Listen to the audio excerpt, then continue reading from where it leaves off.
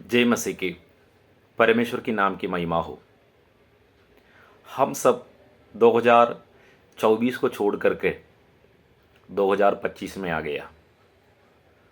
बहुत सारे लोग खुशी के साथ में, आनंद के साथ में इस 2025 में आया।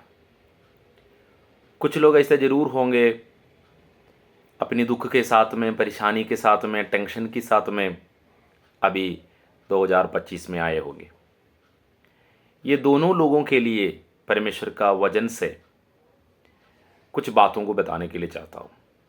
सबसे पहले लूका रचित सुसमाचार उसकी 12वां अध्याय का 19वां वचन को देखेंगे और अपने प्राण से कहूँगा कि प्राण तेरे पास बहुत वर्ष के लिए बहुत संपत्ति रखी है, चैन कर, खा पी, सुख से रह। यहाँ पर एक व्यक्ति ने यीशु मसीह के पास आया है, अपनी भाई की संपत्ति को बांटने के लिए मांग रहा था, अपना भाई की संपत्ति।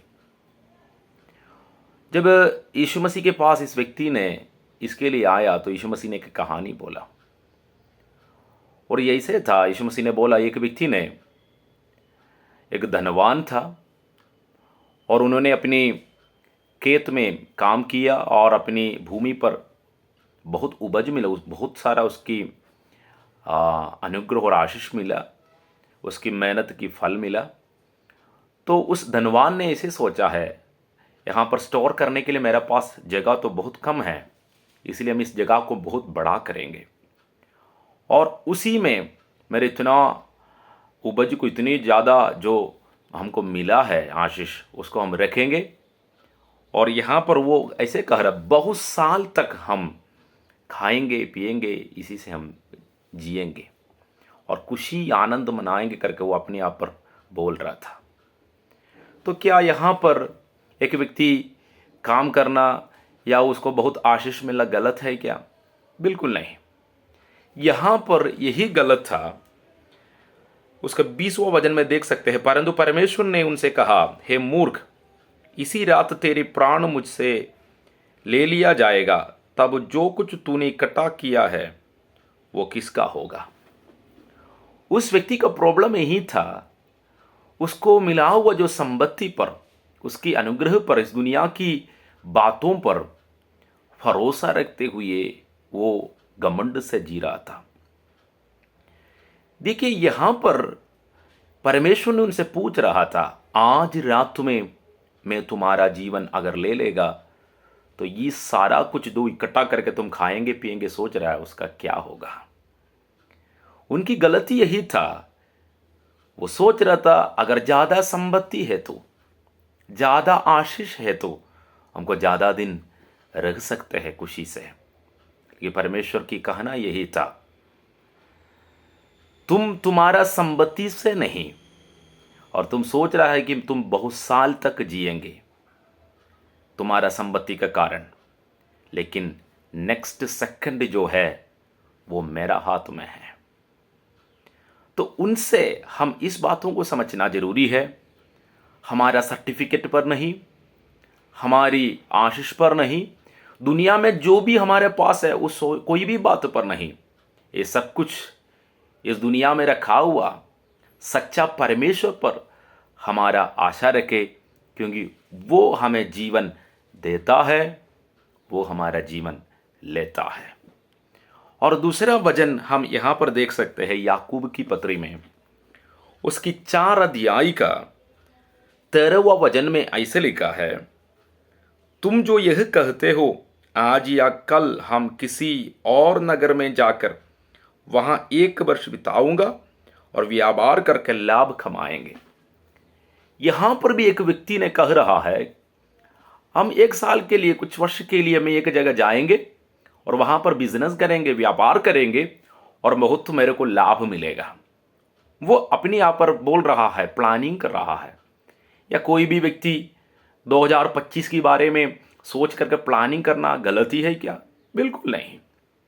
यहाँ पर प्लानिंग किया वो गलती के बारे में नहीं कह रहा है, लेकिन यहाँ पर वो उनकी सोच क्या था करके यहाँ पर लिखा है। उसकी नीचे वजन में देखने से उसको समझ में आएगा। वो अपने जीवन के बारे में नहीं सोच रहा है। परमेश्वर का वचन कह रहा है जीवन थोड़ा सा ही है, लेकिन वो अपने आप पर घमंड करके कह रहा है कि मैं जाएंगे, मैं कमाएंगे, मेरे पास बहुत कुछ पैसा आएगा, बहुत कुछ फायदा होगा, लाभ होगा, उसी से हम जिएंगे।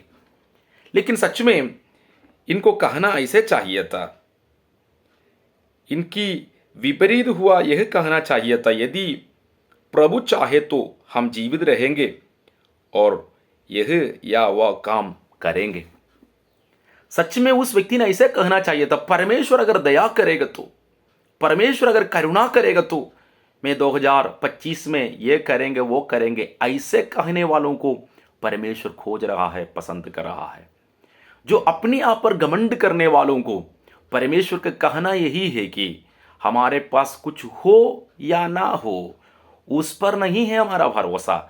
क्योंकि हमारे पास ज़्यादा संपत्ति है तो हम ज़्यादा साल हम खुशी से रहेंगे, इस साल पूरा हम धूमधाम से रहने के लिए हमारे पास बहुत संपत्ति है करके कहने वालों से, और हम ज़्यादा इस साल कमाने वाला है, उस लाभ से हम ये वो करेंगे करके अपने आप पर घमंड करते हुए सोचने वालों से भी परमेश्वर का कहना यही है, आपकी संपत्ति नहीं है आपका प्रोटेक्शन, आपको सुरक्षा करने वाला, आपको रखवाली करने वाला आपका संपत्ति नहीं, आपकी ताकत नहीं, आपको कल होने वाला लाभ और फायदा नहीं, प्रॉफिट नहीं। ये सब कुछ को कंट्रोल करने वाला परमेश्वर है।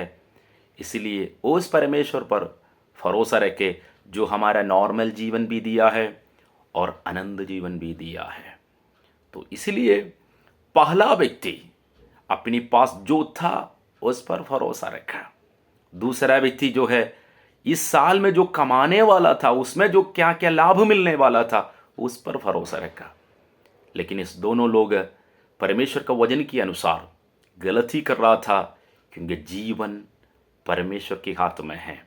प्लानिंग करना अच्छा है, लेकिन विश्वासियों को परमेश्वर के ऊपर में भरोसा रखने के लिए और स्वर्गीय बातों पर धनवान होने के लिए, आत्मिक बातों पर धनवान होने के लिए, परमेश्वर की बातों पर धनवान होते हुए वही सब कुछ दिया है। पृथ्वी, ऑक्सीजन, पानी, यह सारा कुछ परमेश्वर की दया बिना नहीं चलेगा समझ करते हुए, केवल वही विश्वासियों ये समझ करते हुए उनकी ओर भरोसा रखने के लिए 2025 में हम सबको प्रभु मदद करे। सब लोगों को जय मसीह की।